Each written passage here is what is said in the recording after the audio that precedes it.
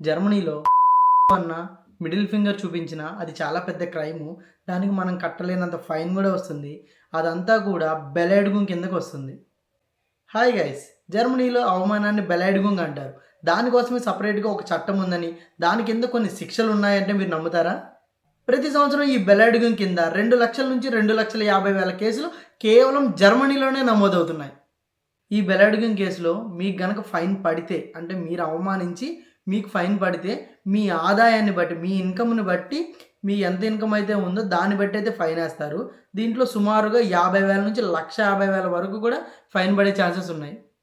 ప్రతి సంవత్సరం జర్మనీలో 100 మిలియన్ యూరోస్ నుంచి 150 మిలియన్ యూరోస్ వరకు ఈ బెలాడ్గుంగ్ కేసుల వల్లనే రెవెన్యూ జనరేట్ అవుతుంది గవర్నమెంట్‌కి.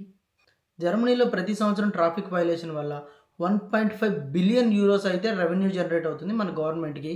అది స్టాటిస్టిక్స్ బుండెస్మెంట్ లెక్కల ప్రకారం.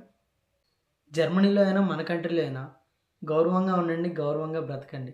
ఇలాంటి చిన్న చిన్న మాటలు, చిన్న చిన్న పనుల వల్ల చిన్నతనం అవ్వద్దు ఎవరి దగ్గరైనా. Thank you so much.